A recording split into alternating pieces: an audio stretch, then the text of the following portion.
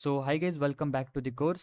तो अब तक हमने एथिकल हैकिंग के लिए जो सबसे स्ट्रांग फाउंडेशन हमें चाहिए होता था, तो वो हमने कंप्लीट कर लिया है। जो नेटवर्किंग एंड ऑपरेटिंग सिस्टम था, उसे हमने डिटेल में देख लिया है। लाइक उसके अंदर हमने देखा आईपी एड्रेसेस क्या होते हैं, सबनेट मास्क, पोर्ट्स क्या होते हैं, प्रोटोकॉल्स कैसे काम करते हैं, विंडोज़ लिनक्स सिस्टम्स का स्ट्रक्चर, वो सब कुछ हमने अभी डिटेल में कवर कर लिया है। ओके।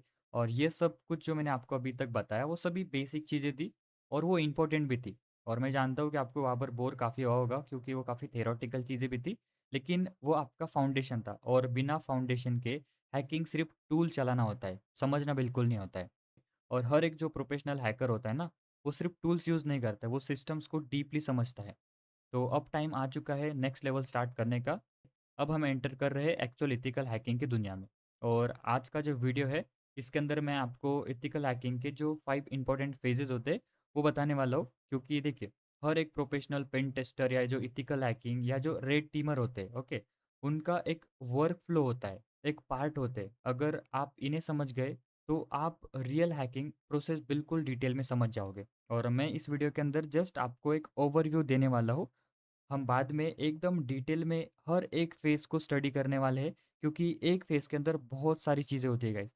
एक बिल्कुल छोटा पार्ट नहीं है, बहुत सारी डिटेल्स इसके अंदर होती है, कई सारे टूल्स होते हैं, कई सारे टेक्निक्स होती है, कई सारे वेज होते हैं अलग अलग। तो वो मैं आपको एकदम डिटेल में बताने वाला हूँ।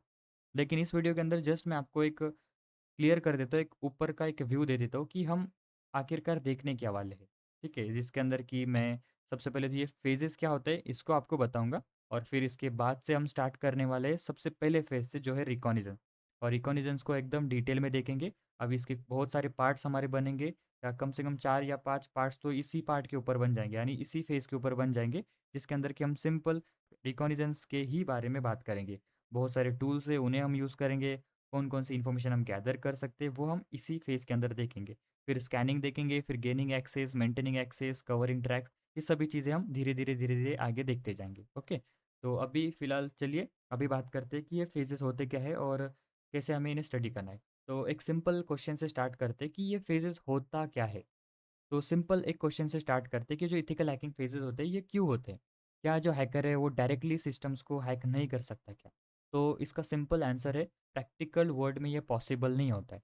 क्योंकि हैकिंग कोई मूवी सीन नहीं होता है जहाँ पर कि 10 सेकेंड में कुछ कमांड्स वमांड्स टाइप किया और सिस्टम हैक हो गया, ऐसा नहीं होता है। रियल वर्ल्ड हैकिंग में एक प्लानड प्रोसेस होता है, एक स्ट्रक्चर, एक step by step process follow किया जाता है, तब जाके जो हमारी हैकिंग है वो सक्सेसफुल होती है।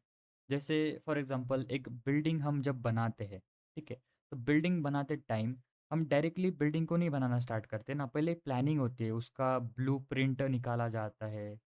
और जो भी मटेरियल जो यूज़ होने वाले हैं, वो उसकी लिस्ट बनाई जाती है, उन्हें चेक किया जाता है, और फिर एक प्लानिंग के साथ उस बिल्डिंग को बनाया जाता है। तो वैसे ही जब भी एथिकल हैकिंग होती है, जब भी पेन टेस्टिंग होती है, तो उसके अंदर कुछ अलग अलग फेजेस होते हैं, तो उन फेजेस के थ्रू जाते हैं, तब वो पेन टेस्ट या जो एथिकल हैकिंग वो सक्सेस होती है। ऐसे रैंडमली टूल चला लिया, ऐसे रैंडमली कोई भी वेबसाइट्स को स्कैन कर लिया, तो उससे उसे हैकिंग बेसिकली नहीं कहते। हैकिंग करने के लिए एक systematic step by step process को फॉलो करना पड़ता है, तब जाके हैकिंग सक्सेसफुल होती है। तो मैं आपको सभी चीज़ें एकदम डिटेल में बताने वाला हूँ। तो सबसे पहले तो हम स्टार्ट करते हैं सबसे इम्पोर्टेंट फेज़, जो कि है रिकॉग्निशन। और मैं धीरे धीरे आपको इन फेज़ को क्विकली एक्सप्लेन कर दूंगा, और फिर हम वापस से स्टार्ट करेंगे रिकॉग्निशन। ओके। तो देखिए, सबसे पहला फेज़ से बात करते हैं रिकॉग्निशन अभी क्या होता है। अभी ये सबसे पहला और सबसे इंपॉर्टेंट फेज़ है, बिकॉज रिकॉग्निजेंस का मतलब क्या होता है कि इन्फॉर्मेशन गैदरिंग, इसको इन्फॉर्मेशन गैदरिंग भी कहते हैं और फुट प्रिंटिंग भी कहते हैं।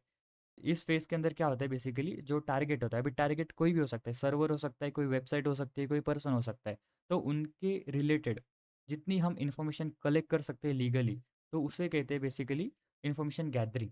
अभी इस फेज में जो रिकॉग्निशन फेज है, इस फेज में जो है, अटैकर या जो इथिकल हैकर है, वो डायरेक्टली सिस्टम्स को टच नहीं करता है, वो सिर्फ टारगेट को ऑब्जर्व करता है, यानी इन्फॉर्मेशन कलेक्ट करता है। अभी इसके अंदर बहुत सारी इन्फॉर्मेशन हो सकती है, जैसे कि कंपनी के जो डोमेन नेम होते हैं, वो कलेक्ट करना, और जो आईपी की रेंजेस होती है वो कलेक्ट करना, और भी बहुत सारे डिटेल्स होते हैं, लाइक ईमेल्स, एम्प्लॉय के नेम्स, कौन कौन सी टेक्नोलॉजीज इस वेबसाइट के ऊपर यूज़ हो रही है, उस सर्वर के ऊपर यूज़ हो रही है, डीएनएस रिकॉर्ड, पब्लिकली जो अवेलेबल सोशल मीडिया इन्फॉर्मेशन होती है वो कलेक्ट करना, कुछ पब्लिक डॉक्यूमेंट्स होते हैं, सब डोमेन्स होते हैं, ऑफिस के लोकेशंस होती है, तो बहुत सारी इन्फॉर्मेशन होती है। मैं आपको सभी चीज़ें बताऊँगा धीरे-धीरे, कैसे कलेक्ट करना है, कैसे हमें मिलती है, कौन-कौन से वेज़ होते हैं, कौन से टूल्स यूज़ करना है, वो सब कुछ मैं आपको क्लियर करता हूँ। जस्ट मैं आपको क्विक ओवरव्यू बता रहा हूँ कि हमें कौन-कौन सी इन्फॉर्मेशन हम इस फ़ेज़ के अंदर कवर करते हैं, कलेक्ट करते हैं बेसिकली। ठीक है? रिकॉग्निज़ेंस के अंदर हम इन्फॉर्मेशन भी कलेक्ट करते हैं और एक प्लानिंग भी बनाते हैं कि एक अटैक सरफेस मैप करते हैं और एक डिटेल एक मैप बनाते हैं वहाँ पर। तो वो मैं कैसे बनाते हैं वो सब कुछ आपको क्लियर करूँगा, ओके?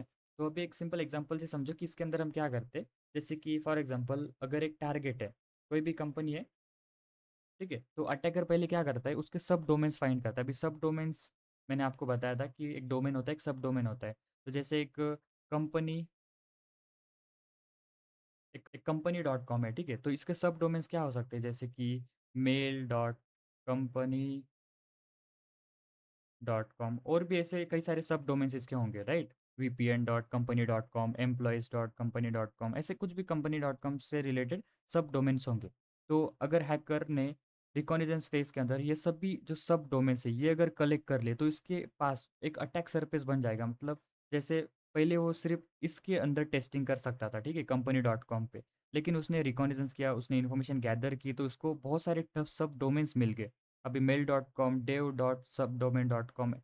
अभी जब उसने रिकॉग्निजेंस किया तो उसके पास ऐसे बहुत सारे सब डोमेन्स आ जाएंगे, ठीक है, बहुत सारे सब डोमेन्स होते हैं एक वेबसाइट के। तो फिर उसके पास अटैक सरफेस उसका इंक्रीज हो गया है, यानी वो अभी इसी पे ही टेस्टिंग नहीं करेगा, वो सब डोमेन्स पे ही भी टेस्टिंग करेगा। तो आपको थोड़ा क्लियर होगा यहाँ पर, मैं आगे आपको और क्लियर करूँगा, ठीक है। तो जैसे अगर वो एम्प्लॉयज़ की डिटेल्स फाइंड करता है तो वो फिशिंग अटैक्स कर सकता है, लाइक एम्प्लॉयज़ के ईमेल्स वगैरह अगर उसको ओपनली मिल गए तो उसके ऊपर वो फिशिंग लिंक्स वगैरह शेयर कर सकता है। जैसे कि अगर उसने टेक्नोलॉजी स्टैक को अंडरस्टैंड कर लिया कि कौन सा सर्वर, कौन सा लिनक्स का वर्जन यूज़ हो रहा है, वो सभी चीज़ अगर मिल गई तो एग्जैक्टली उसी वर्जन के रिलेटेड एक्सप्लॉइट्स फाइंड करेगा और उसको वहाँ पर यूज़ करेगा, ओके। तो ऐसी बहुत सारी चीज़ें रिकॉग्निजेंस के अंदर की जाती है, ठीक है। इस फेज़ का सिंपल मतलब ये है कि हम यहाँ पर इन्फॉर्मेशन कलेक्ट करते हैं, क्योंकि देखिए इन्फॉर्मेशन मतलब पावर। जितनी बेटर इन्फॉर्मेशन होगी, नेक्स्ट अटैक उतना एक्यूरेट होगा, यानी नेक्स्ट फेज़ के अंदर हम उतना एक्यूरेटली परफॉर्म कर पाएंगे।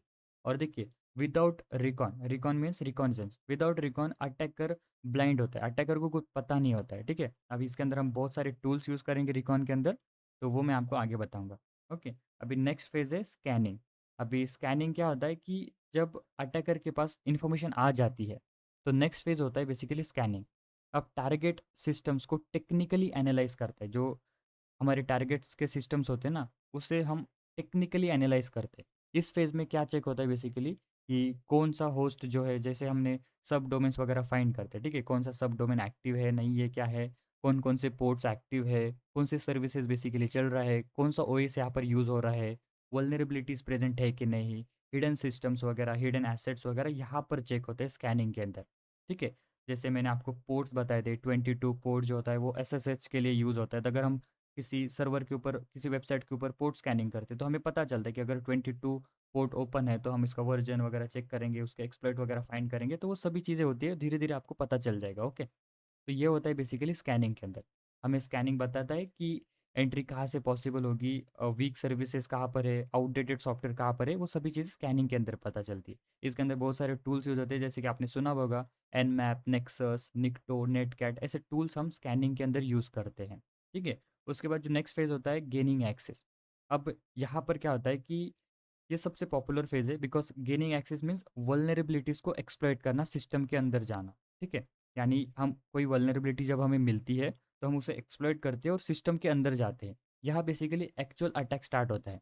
यहाँ पर कई सारे मेथड्स होते हैं, लाइक कि वीक पासवर्ड क्रैक करना, या एसक्यूएल इंजेक्शन करना, या कोई रिमोट कोड एग्जीक्यूशन जो होता है वो करना, मिसकॉन्फ़िगर्ड सर्विसेज के थ्रू वहाँ पर एक्सेस लेना, या वल्नरेबल सॉफ्टवेयर्स को एक्सप्लॉइट करना, या फिर फिशिंग अटैक्स करना।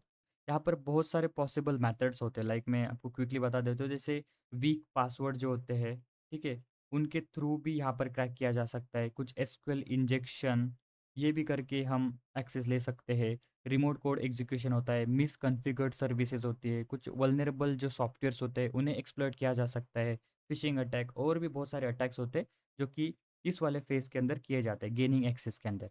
एग्जांपल से बताता हूँ, जैसे कोई अगर एक वेबसाइट है, अगर वो वल्नरेबल है, तो एसक्यूएल इंजेक्शन से बेसिकली जो अटैकर है वो डेटाबेस का एक्सेस ले सकता है। और अगर उस वेबसाइट का कुछ एडमिन पैनल है, कुछ लॉगिन पैनल है, तो अगर उसका पासवर्ड वीक है, डिफ़ॉल्ट पासवर्ड है, मिसकॉन्फ़िगर्ड है, तो हैकर ईज़िली उसका उस एडमिन पैनल का एक्सेस ले सकता है, पूरे सिस्टम को कंट्रोल वहाँ से कर सकता है। तो ये फ़ेज़ बहुत इंपॉर्टेंट होता है, क्योंकि यही फ़ेज़ डिसाइड करता है कि सिस्टम कॉम्प्रोमाइज़ हुआ है या फिर नहीं। एथिकल हैकर इस फ़ेज़ को परमिशंस के साथ टेस्ट करता है, ठीक है? ऐसे रैंडमली टेस्ट नहीं किया जाता है। और इसके अंदर बहुत सारे टूल्स हम यूज़ करने वाले, मेटास्प्लॉइट, बर्बसूट, हाइड्रा, एसक्यूएल मैप, ये सभी चीज़ें हम इस वाले फ़ेज़ के अंदर देखेंगे, गेनिंग एक्सेस के अंदर। अभी नेक्स्ट फ़ेज़ है मेंटेनिंग एक्सेस। अभी सपोज़ अटैकर जो है वो सिस्टम के अंदर आ गया है। अब वो बार-बार एक्सेस चाहता है, ठीक है? बार-बार उसको एक्सेस करना है। इसीलिए अभी ये जो फ़ेज़ होता है मेंटेनिंग एक्सेस, तो इस फ़ेज़ के अंदर क्या होता है कि वो कुछ ऐसे बैकडोर्स को इंस्टॉल कर लेता है। कुछ मतलब ऐसे मालवेयर्स कुछ ऐसे सॉफ्टवेयर्स को इंस्टॉल कर लेता है उस सिस्टम्स के अंदर, उस सर्वर्स के अंदर, कि वो जैसे ही उसको अगर रिपीट एक्सेस चाहिए रहेगा, तो उस बैकडोर को ऑटोमेटिकली वो एग्जीक्यूट हो जाएगा और सिस्टम का एक्सेस उसको दोबारा से मिल जाएगा। अभी इसकी बहुत सारी टेक्निक्स होती है, वो अभी मैं आपको बताऊँगा तो वो समझ में नहीं आएगा। हम जब हम उसको प्रैक्टिकली देखेंगे, सब ये फेजेज़ को समझेंगे, देन फिर आपको क्लियर होगा, ठीक है? यहाँ पर मैं आपको बता देता हूँ कि थोड़ा-थोड़ा बता देता हूँ, जैसे कि इसके अंदर कुछ रिमोट शेल मेंटेन किया जा सकता है, कोई मालवेयर सॉफ्टवेयर इंस्टॉल किया जा सकता है, या कोई परसिस्टेंट सेटअप यहाँ पर किया जा सकता है, ठीक है? फॉर एग्ज़ाम्पल के लिए, अगर पासवर्ड चेंज हो गया, अगर सिस्टम का एडमिन पैनल था, उसका अगर एडमिन यूज़र ने कोई पासवर्ड चेंज कर लिया, तो जो बैकडोर हमने इंस्टॉल किया है, तो वो हमारा उसके थ्रू हम उस सिस्टम को दोबारा से एक्सेस कर सकते हैं। तो ऐसे बहुत सारी टेक्निक्स होती है, तो वो मैं आपको आगे क्लियर करूँगा। उसके बाद लास्ट फेज़ होता है कवरिंग ट्रैक्स। अभी ये फाइनल फेज़ होता है बेसिकली। अभी सिस्टम यूज़ करने के बाद बेसिकली जो अटैकर्स होता है, वो एविडेंस रिमूव करता है इस फेज़ के अंदर। इसको कहते हैं बेसिकली कवरिंग ट्रैक्स। इसमें क्या होता है बेसिकली, जो लॉग्स होते हैं, जैसे हर एक एक्टिविटी का एक लॉग जनरेट होता है सिस्टम के अंदर, तो वो हम आगे देखेंगे। तो लॉग्स को डिलीट करना इस फेज़ के अंदर होता है, जो कमांड्स की हिस्ट्री होती है उसे क्लियर करना इस फेज़ के अंदर होता है, कुछ फाइल्स वगैरह होती है तो उन्हें हाइड करना, मालवेयर के नेम जो है उन्हें रीनेम करना, जो टाइम स्टैम्प्स होता है उन्हें चेंज करना, वो सभी जो पार्ट होता है वो इस वाले फेज़ के अंदर आता है, कवरिंग ट्रैक्स के अंदर। अभी देखिए ये जो स्टेप है वो बहुत इंपॉर्टेंट है, क्योंकि अगर ट्रैक्स मिल गए तो इन्वेस्टिगेशन में आप पकड़े जाओगे, यानी जो अटैकर है वो पकड़ा जाएगा। और एथिकल हैकर जो है ये फेज़ काफ़ी अच्छे से सीखते हैं, बिकॉज़ जो एसआईएम वगैरह टूल्स होते हैं उसके अंदर इस फेज़ का मतलब काफ़ी यूज़ होता है। लाइक लॉग आप कलेक्ट करते हो, उस लॉग्स को इन्वेस्टिगेट करते हो, उससे आईपी एड्रेसेस वगैरह मिलते हैं, फिर इन्वेस्टिगेशन होती है, उस आईपी को ब्लॉक वगैरह किया जाता है, बहुत सारी चीज़ें होती है, तो वो धीरे-धीरे आपको पता चलेगा, ठीक है? अभी के लिए बस समझो कि कुछ इस तरह से एक प्रोसेस फ़ॉलो होता है एथिकल हैकिंग के अंदर। डायरेक्टली रैंडमली हम हैकिंग टूल्स वगैरह यूज़ नहीं करते। अभी हम धीरे-धीरे एक-एक फेज़ को सीखेंगे, तब आपको और डिटेल में यहाँ पर क्लियर होता चलेगा। तो अभी हम स्टार्ट करने वाले हैं सबसे फर्स्ट फेज़ से, जो है रिकॉग्निज़ेंस। अभी हम एकदम डिटेल में रिकॉग्निज़ेंस को स्टडी करेंगे। इसके अंदर कौन से टूल्स हमें यूज़ करने हैं, कौन से टेक्निक्स, कौन से मेथड्स हमें यूज़ करने हैं, वो सब कुछ अभी हम देखने वाले हैं। और उसके बाद ये जो रिकॉग्निज़ेंस पार्ट है, ये जो फ़ेज़ है, इसके ऊपर हमारे बहुत सारे पार्ट्स बनेंगे, तो आपको उन्हें सभी को एक-एक अच्छे से देखना है। और फिर आगे-आगे वाले फ़ेज़ेज़ की हम वीडियोज़ बनाएँगे, उसके अंदर जो भी मेथड्स, टेक्निक्स यूज़ होती है, वो हम कवर करेंगे, ठीक है? तो अभी की इस वाली वीडियो के अंदर मैं आपको रिकॉग्निज़ेंस के बारे में एकदम डिटेल में बताता हूँ, फिर मिलते हैं हम नेक्स्ट पार्ट के अंदर। तो अभी हम बात करने वाले हैं रिकॉग्निज़ेंस। तो रिकॉग्निज़ेंस क्या होता है, चलिए मैं आपको बता दूँ। तो जैसे कि मैंने आपको बताया कि जो हर एक प्रोफ़ेशनल हैकर, जो एथिकल हैकर होता है, उनका सबसे पहला जो स्टेप होता है, वो होता है रिकॉग्निज़ेंस। अब कुछ लोग बेसिकली रिकॉग्निज़ेंस को रिकॉन भी कहते हैं। ये इसको शॉर्ट नेम है रिकॉन। और आपने देखा होगा इसको फुट प्रिंटिंग भी कहा जाता है, ठीक है?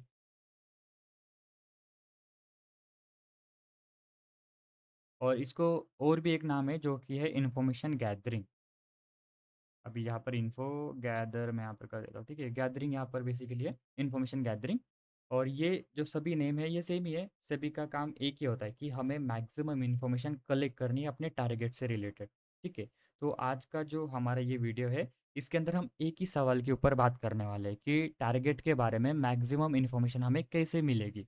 और ये जो इन्फॉर्मेशन है वो हम लीगली, इथिकली और प्रोफेशनली कैसे गैदर कर सकते हैं। अगर आप ये समझ गए ना, तो आप इथिकल हैकिंग का सबसे इम्पोर्टेंट जो स्किल है वो सीख जाते हो। तो इसीलिए ये फेज़ बहुत इंपॉर्टेंट है, तो इसको थोड़ा ध्यान से समझना। मैंने बहुत सारे एग्जांपल्स, बहुत सारे डिटेल्स आपको बताया, तो आपको ये क्लियर हो जाएगा, ठीक है? अभी रिकॉग्निज़ेंस मतलब ये थोड़ा वर्ड कन्फ्यूजिंग लगता है, लेकिन है बहुत सिंपल। इसको थोड़ा मैं आपको सिंपल वे में बताऊँगा तो ये क्लियर होगा। देखिए, रिकॉग्निज़ेंस मतलब क्या होता है कि हम जो है टारगेट के बारे में मैक्सिमम पॉसिबल इन्फॉर्मेशन कलेक्ट करना, उन्हें बिना बताए और बिना उनके सिस्टम्स को डायरेक्टली टच किए, ताकि उनके जो वीक पॉइंट्स है, एंट्री पॉइंट्स है और जो वल्नरेबिलिटीज़ है, वो हम आइडेंटिफ़ाई कर सकें। तो ये फ़ेज़ के अंदर हम basically weak points, entry points, vulnerabilities को आइडेंटिफ़ाई करते हैं। ओके? और एक और सिंपल तरीके से मैं आपको बताता हूँ, रिकॉग्निज़ेंस बेसिकली वो प्रोसेस है जिसमें हम अपने जो टारगेट है, हम उनसे बेटर उनको जानते हैं, बेसिकली इस फ़ेज़ के अंदर। तो आप समझ सकते हो कि हमारे लिए कितनी इन्फॉर्मेशन हमें कलेक्ट करनी पड़ेगी, जब जाकर हम हमारे टारगेट से भी ज़्यादा बेटर हम उनको जान पाएँगे और उससे फिर हम आगे की प्लानिंग करते हैं। ठीक है? तो मैंने जो आपको एक डेफ़िनिशन बताई, वो 3 चीज़ें हाइलाइट कर रही है बेसिकली कि हम मैक्सिमम इन्फॉर्मेशन कलेक्ट करते हैं। थोड़ी नहीं, सारी रिलेवेंट इन्फॉर्मेशन हम कलेक्ट करते हैं। और एक टर्म कि क्या करते हैं हम बिना बताए करते हैं। ठीक है? यानी टारगेट को पता नहीं चलना चाहिए। और एक बात थी कि बिना टच किए आइडियली हम उनके सर्वर्स को बेसिकली प्रोब नहीं करते। अगर हम कोई वेब सर्वर या कोई वेबसाइट्स के ऊपर अगर हम रिकॉग्निजेंस करें तो हम डायरेक्टली उनके सर्वर्स को स्टार्टिंग में प्रोब नहीं करते। हम वहाँ पर पैसिव रिकॉन करते हैं। अभी रिकॉन के टाइप्स होते हैं, रिकॉग्निजेंस के बेसिकली टाइप होते हैं, तो वो मैं आपको आगे बताता हूँ। लेकिन अभी जस्ट समझो कि रिकॉग्निजेंस होता क्या है एकदम डिटेल में। ओके, तो अभी इसको क्लियर करता हूँ मैं। तो देखिए, अभी मैंने जो आपको बताया रिकॉग्निजेंस, सिंपल आपको एक चीज़ यहाँ पर साउंड हो रही होगी कि रिकॉग्निजेंस मतलब ये कुछ डिटेक्टिव टाइप्स का काम है, राइट? जो डिटेक्टिव्स करते हैं ना, उसी तरह से यहाँ पर काम हो रहा है कि सबसे पहले तो इन्फॉर्मेशन गैदर करो एंड देन फिर केस को सॉल्व करो, ऐसा ही। अभी मैं आपको एक हिस्टोरिकल कॉन्टेक्स्ट बताता हूँ रिकॉग्निजेंस का, कि रिकॉग्निजेंस जो है आपको और क्लियर हो जाएगा। देखिए, रिकॉग्निजेंस जो वर्ड है ना, ये बेसिकली एक मिलिट्री टर्म है। ये अभी नहीं है, वो काफ़ी पुरानी टर्म है। जैसे कि जो फॉर एग्जांपल जो वर्ल्ड वॉर 1, वर्ल्ड वॉर 2 में जो आर्मीज़ थी, वो क्या करती थी, अपने जो पायलट्स थे, ठीक है, जो एयरक्राफ्ट थे, उनको भेजते थे एनिमीज़ के ऊपर फ्लाई करने के लिए। और वो क्यों भेजते थे? क्योंकि जब वो फ्लाई करते तो उनको जो एनिमीज़ है, उनकी पोजीशंस, उनके जो डिफेंस सिस्टम्स है, उनकी जो आर्टिलरी जो प्लेसमेंट्स होती थी, वो उनकी फ़ोटोज़ लेते थे, राइट? और वो सभी जो फ़ोटोज़ थी, वो सभी जो इन्फॉर्मेशन थी, वो कहाँ पर यूज़ होती थी? वो बैटल प्लान करने के लिए यूज़ होती थी। तो same concept basically hacking world और जो साइबर वर्ल्ड के अंदर अप्लाई होती है। यहाँ पर हम क्या करते हैं? जो टारगेट की जो डिजिटल टेरिटरी होती है, उसके बारे में इन्फॉर्मेशन कलेक्ट करते हैं, बिना एक भी पैकेट उनके सर्वर पे भेजे। यानी ये बेसिकली मॉडर्न साइबर रिकॉग्निजेंस। ओके, यानी हम यहाँ पर क्या कर रहे हैं, सबसे पहले इन्फॉर्मेशन गैदर कर रहे हैं, जितनी इन्फॉर्मेशन हमें मिल सकती है उतनी गैदर कर रहे हैं, एंड देन पूरी उस इन्फॉर्मेशन को हम रैंडमली गैदर नहीं करते, उसको एनालाइज करते हैं, जो इंपॉर्टेंट इन्फॉर्मेशन है वो हम लेते हैं एंड देन फिर आगे की प्लानिंग करते हैं। ठीक है? जैसे अगर आपको पता होगा कि जो इंटेलिजेंस एजेंसीज होती है लाइक रॉ, CIA, M16, तो ये सब क्या करते हैं, ये जो ओपन सोर्स इंटेलिजेंस जो डिपार्टमेंट होते हैं, जैसे कि ओशन कहा जाता है, मैं इसके ऊपर डिटेल में बात करूंगा आगे।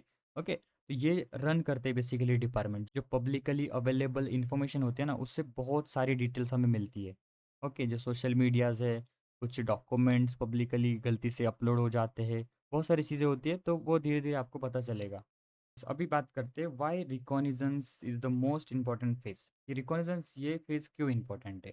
तो सिंपल मैं आपको थोड़ा नंबर्स से स्टार्ट करता हूँ।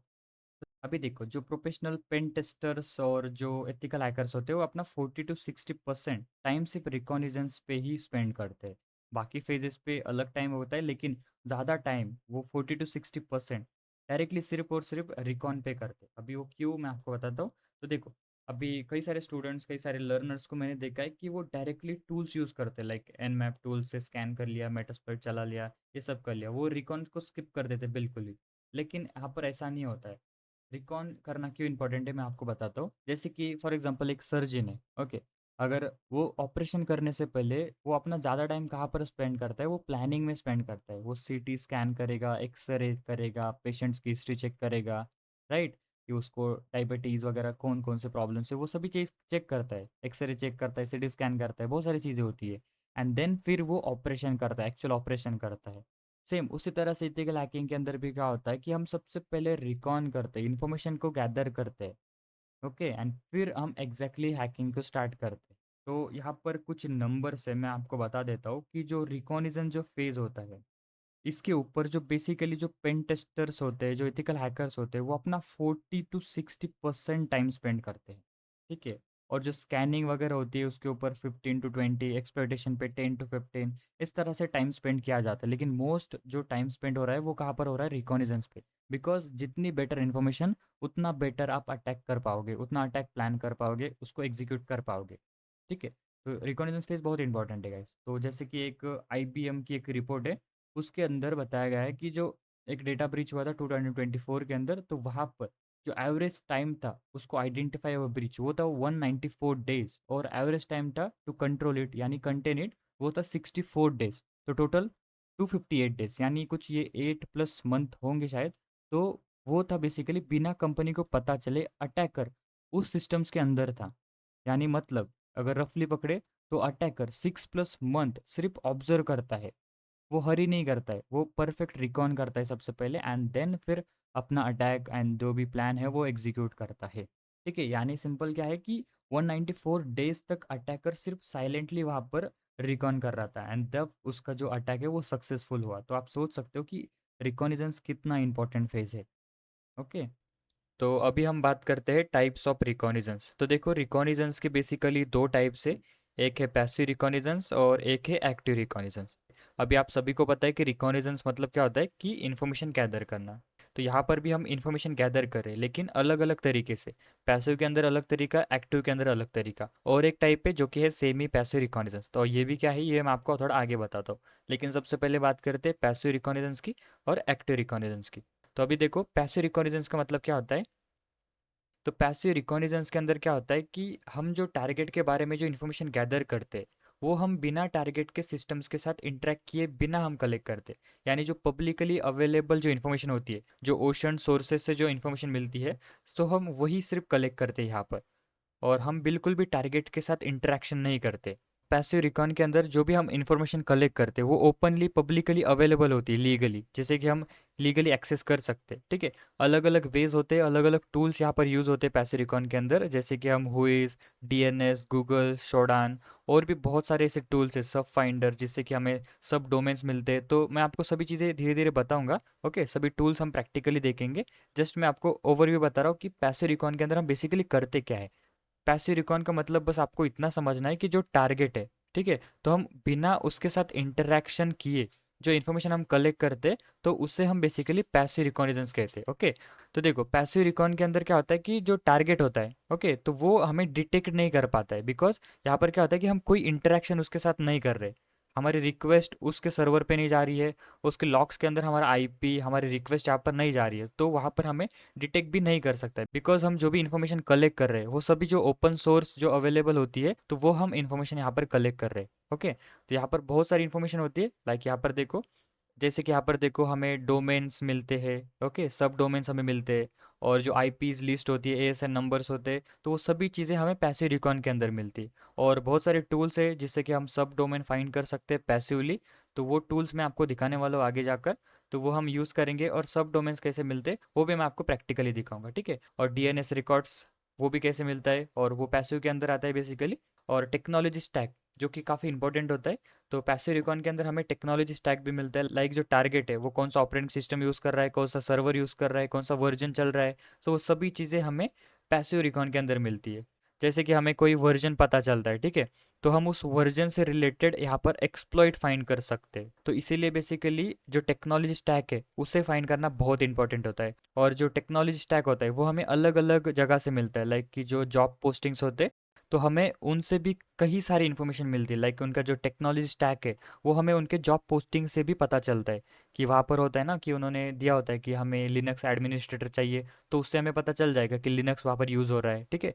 ऐसे बहुत सारी इन्फॉर्मेशन हमें वहाँ से मिल जाएगी। और भी होता है, लाइक कि हम वेबलाइजर ऐसे एक एक्सटेंशन है, जिससे कि हमें जो टेक्नोलॉजी स्टैक है वो कम्प्लीटली टेक्नोलॉजी स्टैक मिल जाएगा। यानी किस टेक्नोलॉजी पे वो जो वेबसाइट है वो चल रही है, वो जो सर्वर है वो चल रहा है, वो सभी चीज़ें हमें उससे हमें पता चलता है। तो वो कैसे हमें देखना है वो मैं आपको बताऊंगा आगे। ठीक है।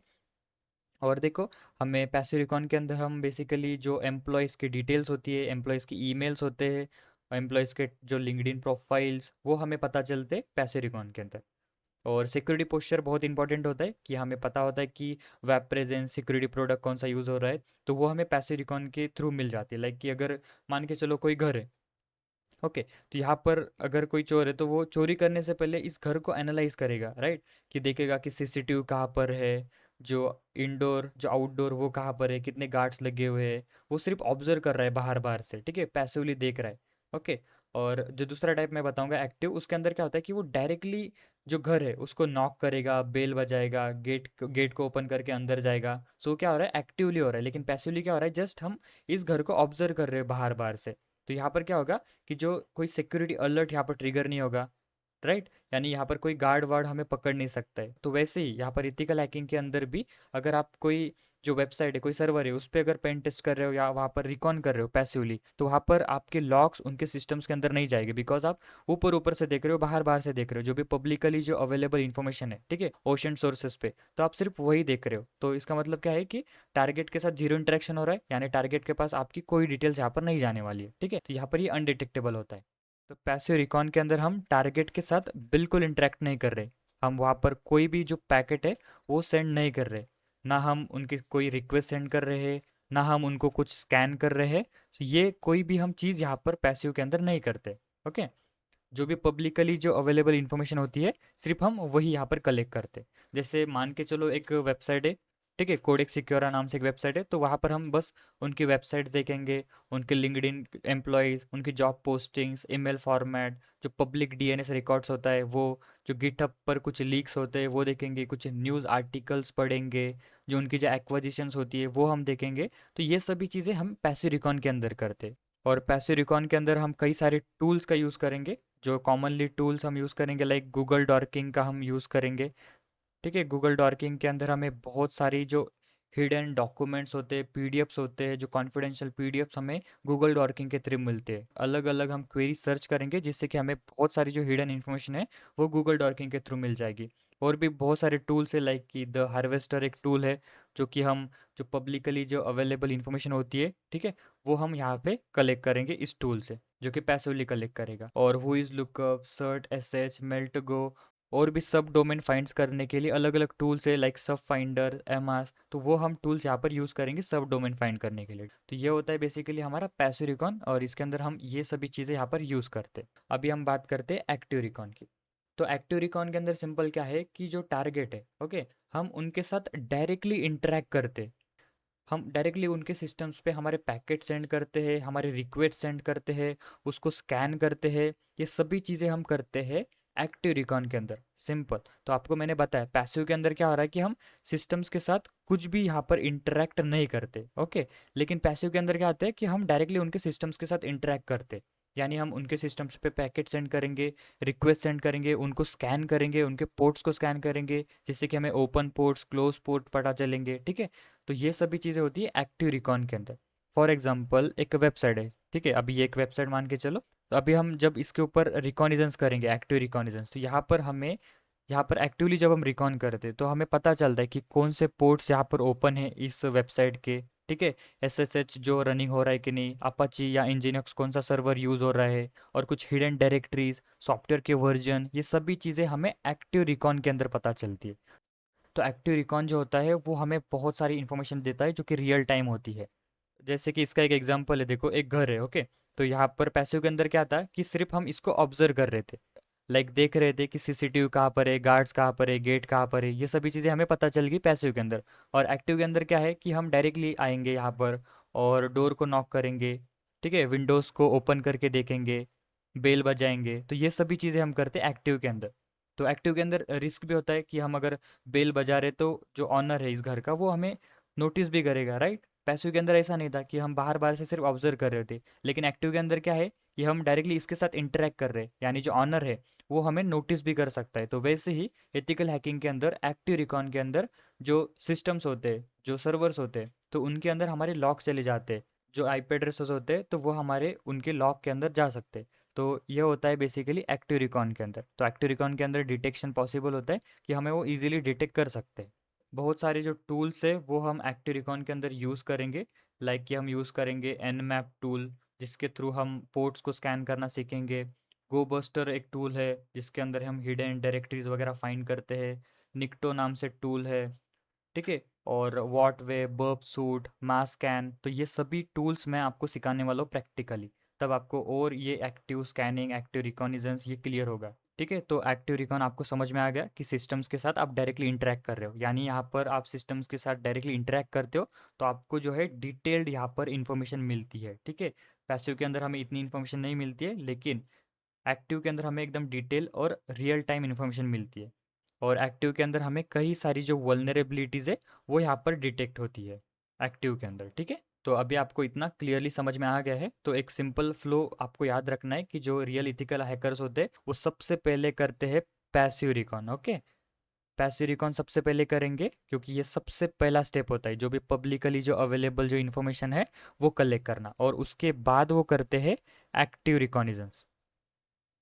तो ये फ्लो आपको हमेशा याद रखना है कि सबसे पहले आप पैसिव रिकॉन करोगे और फिर एक्टिव रिकॉन करोगे। ओके, और एक अभी काफ़ी इंपॉर्टेंट बात है जो कि आपको ध्यान से सुनना है। ठीक है, अभी देखो, जब आप एक्टिव रिकॉन करते हो तो आपको एक्टिव रिकॉन जो है बिना परमिशन के आपको नहीं करनी है। ठीक है, बिना परमिशन के करते हो तो इलीगल होता है, बिकॉज आप डायरेक्टली किसी कंपनी को स्कैन नहीं कर सकते हो, उनकी वल्नरेबिलिटीज़ को स्कैन नहीं कर सकते हो। ठीक है, डायरेक्टली उनके ऊपर कुछ पैकेट्स वगैरह आप यहाँ पर सेंड नहीं कर सकते हो। आपके पास ऑथराइज परमिशन होनी चाहिए एक्टिव रिकॉन जब आप करते हो तो।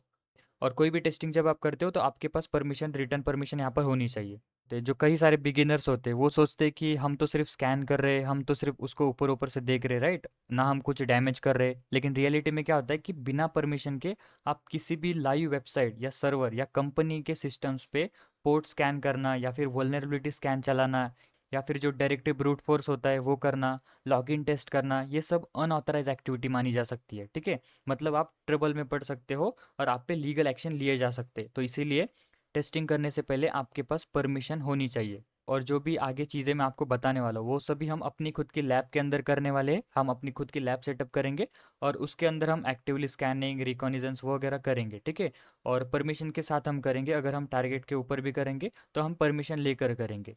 और आपको कई सारे ऐसे बग बाउंटी प्रोग्राम्स मिल जाते हैं, हैकर वन, बग क्राउड, तो वहाँ पर आपको कई सारे टारगेट्स मिलते हैं, तो आप उनका स्कोप चेक कर सकते हो कि कौन सा स्कोप अलाउड है, तो आप उसके ऊपर भी अपनी टेस्टिंग कर सकते हो।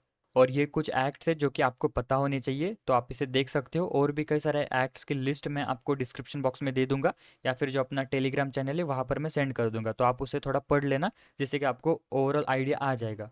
ठीक है, तो अभी आपको इतना क्लियर है कि आपको परमिशंस के साथ जो भी टेस्टिंग है वो करनी है। ओके, अभी एक लास्ट टॉपिक बचा है जो है सेमी पैसिव रिकॉनिसेंस। तो ये क्या है, सिंपल, जो हमारा पैसिव रिकॉन और जो एक्टिव रिकॉन है ये उन दोनों के बीच में आता है। इसके अंदर क्या होता है कि हम जो सर्वर है, जो वेबसाइट है, या फिर जो टारगेट है, उसके ऊपर जब हम टेस्टिंग करते हैं तो हम ऐसी टेस्टिंग करते हैं कि उसको लगता है कि जो नॉर्मल जो ट्रैफिक होता है, जो नॉर्मल यूजर्स के जो ट्रैफिक होता है, ऐसा हम यहाँ पर शो करते हैं, लेकिन हम बेसिकली वहाँ पर रिकॉन कर रहे होते हैं। तो सेमी पैसिव रिकॉग्निजेंस मतलब क्या है कि हम ऐसा रिकॉन करेंगे जिसके अंदर की जो हमारा ट्रैफिक होगा वो नॉर्मल दिखेगा, लाइक कोई सस्पिशियस वहाँ पर वो नहीं लगने वाला है। तो यह होता है बेसिकली सेमी पैसिव रिकॉग्निजेंस। तो इसे कैसे करते हैं वो भी मैं आपको आगे बता दूंगा। जो मेन था हमारा पैसिव रिकॉग्निजेंस और एक्टिव रिकॉग्निजेंस, तो वो अभी आपको एकदम क्लियर है। ओके, तो फिर मिलते हैं नेक्स्ट वीडियो के अंदर, जिसके अंदर कि हम पैसिव रिकॉन के अंदर जो प्रैक्टिकल चीज़ है वो हम देखने वाले हैं।